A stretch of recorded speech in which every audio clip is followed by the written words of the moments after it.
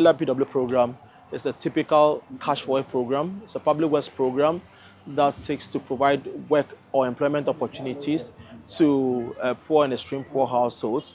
And this we do by engaging them onto public works in the area of small earth dam construction, feeder roads construction, climate climate change adaptation interventions like tree planting, afforestation programs, and even to the extent of helping them to create other public assets like community recreational parks.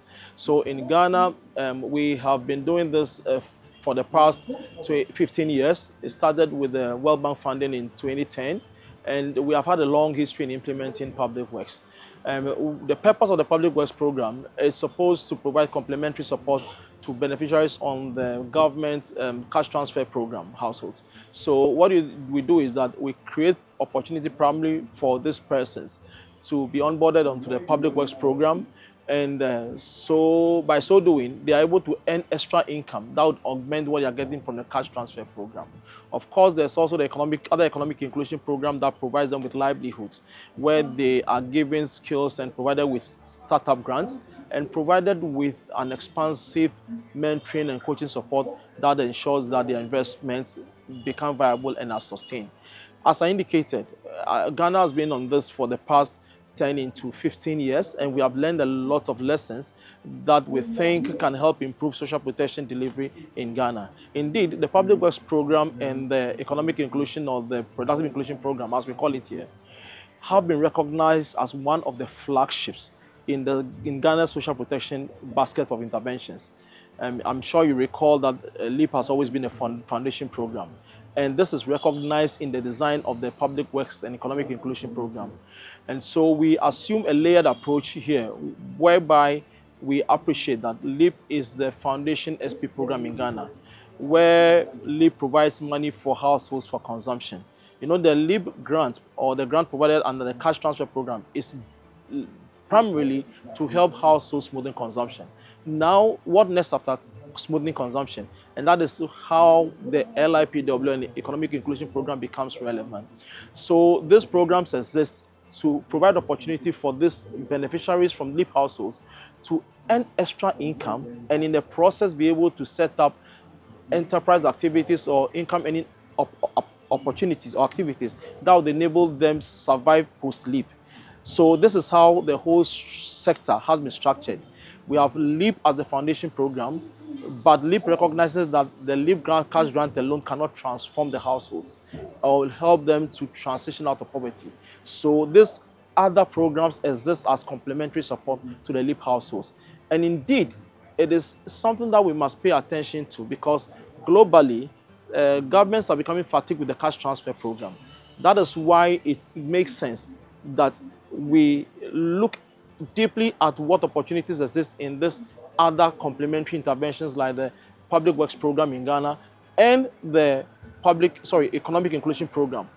These programs would help government to start putting some investment into transitioning beneficiaries from depending on the cash transfer to living a self-reliant life. That is where they take their destination into their own hands. They are able to make money for themselves, so that over time they will free space on the cash transfer program for the other households that are out there that have not had the benefit of getting support under the cash transfer program. So if you ask me for my vision, I look forward to a situation where we have a graduation program in place, where beneficiaries come onto the cash transfer program. They are given they start them with the cash transfer, but of course along the line they are provided with this other complementary interventions, such as getting them to work on the public works program and also linking them to the economic inclusion or productive inclusion program, so that over time they are assessed to see where they fall on the scale of poverty. So once you are assessed and you are found to have worked your way out of poverty, then there's a graduation scheme in place for you to put you on other linkages or referrals, such as linkage to agricultural support, so that the space on the cash transfer program is freed for other households who have not benefited from the cash transfer to get onto the cash transfer. So this is what I think we should be doing as a country and as a people. For the public works program, it is implemented in 124 local government authorities. In Ghana, we call them either metropolitan, municipal, or district assemblies. And we currently have 261 of such. So if we are working in 124 of that number, then we are doing about 45% coverage. But of course, that would mean that there's a lot more to do in terms of geographical coverage. Because if we have 261 local government authorities and we're only covering 124, then it means that there's a lot more room that we must cover in terms of the geographical spread. And in terms of beneficiary coverage also, it is programmed to reach 95,000 beneficiaries. But considering where we stand now, we are only able to reach 82,000, a little over 82,000 beneficiaries. And that would mean that if you consider that against the extreme poor population in Ghana, that is not even doing 20% of the extreme poor. In terms of the economic inclusion program, it has been implemented across 108 local government authorities in Ghana. And this in this district, we are covering about 1,181 communities. If you compare that to what the landscape has, it means that we still have a lot of room to cover. So what that tells you is that in terms of coverage and reach, we still have a lot to do. And of course, this is largely because the physical space is limited for these programs. And one would hope and wish that we are able to create a lot more physical space for other regions and communities to come on board this program. Why should we be implementing it in some and others are not getting it? Meanwhile, if you look at the spread of the cash transfer program, it is in almost every local government authority. But we are not able to match the cash transfer program because of the lack of physical space and the fact that currently these programs are mostly donor-driven or development partner-driven. So physical space becomes important in this regard. Both the public works and the economic inclusion program have over 69% of the beneficiaries being women. Yeah, the female participation is high. Indeed, at the design, we're supposed to reach 60%, that to ensure that 60% of the beneficiaries are women. But because of some interventions that we have deliberately put into implementation, we've been able to exceed this target, and both the public works and the economic inclusion program are recording 69% female participation. Of course, in terms, we are not only just limiting it to female participation or allowing female participation, we are also ensuring that the programs are gender responsive, as in creating opportunity for women to participate actively and get the full benefit of these interventions.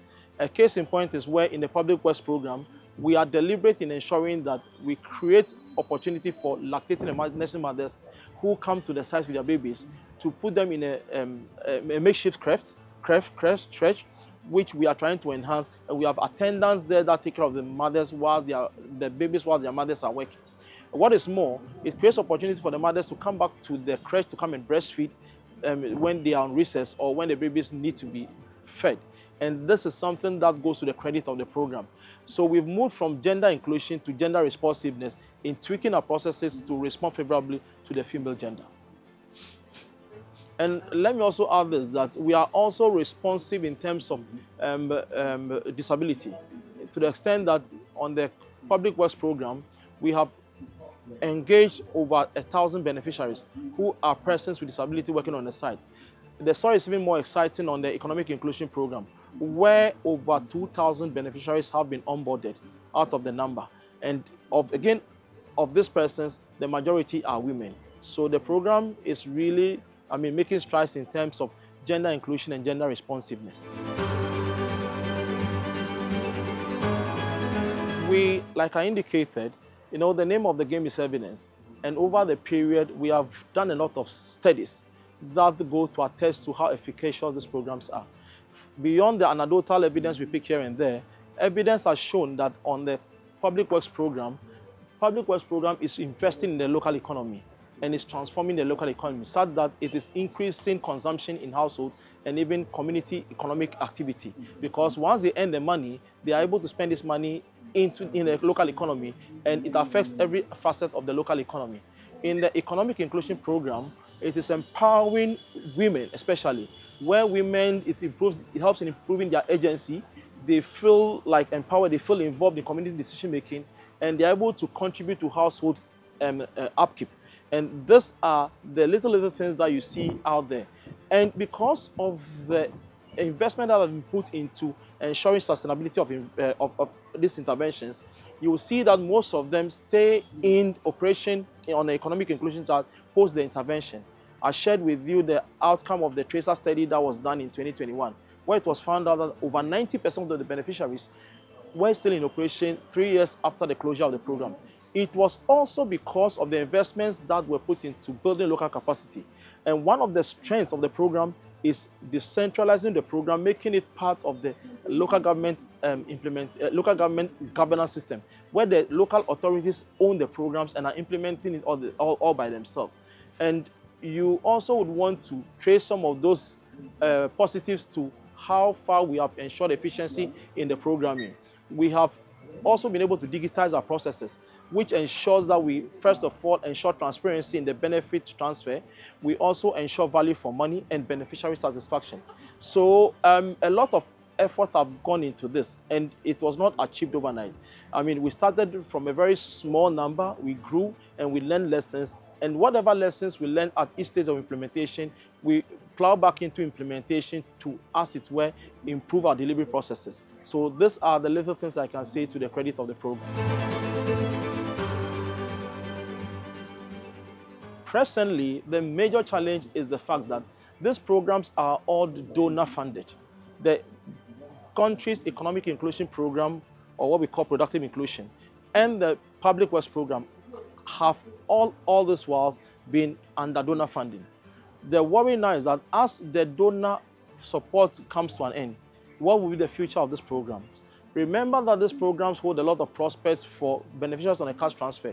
So it would make sense for us to start advocating that we invest a lot more in this program to ensure that the benefits are always there for the beneficiaries from the cash transfer programs to tap into, so that it forms part of their graduation arrangements. And this would enable us to ensure sustainable poverty reduction. Because as things stand now, in the absence of these programs, the cash transfer beneficiaries, you don't know what their fate will be. And the fear is that we would probably recertify them and take them out of the cash transfer program, only for them to fall back into extreme poverty. That is the greatest concern.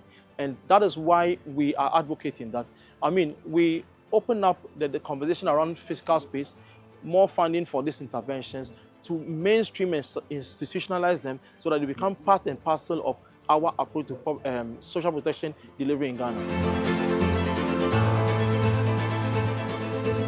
Often there is a lot of skepticism out there and pessimism about investment in social protection. I think that this is not supported by evidence, where globally you will see that investments in social protection tend to become very, very useful and impactful in the future. I mean, often we fall into the temptation of looking for immediate returns. But I mean, what we are being told these days by research is that these returns don't come overnight. Investment in social protection takes time to bear fruit. And this is where we must all be looking at. I mean, we should not expect immediate returns for investment in social protection. I think we must be patient because, I mean, it takes time. Imagine a household that is very poor, extremely poor. It will not take one single intervention to change their circumstances. It takes a combination of interventions, hand-holding over the medium to long term before we can see results. And that is where I think we must all take comfort and be patient in recognizing that investments in social protection ultimately pay, and that no single intervention can act as a magic bullet. It would work in combination with other interventions before we can really make meaningful impact in the house of beneficiaries. That would be my message.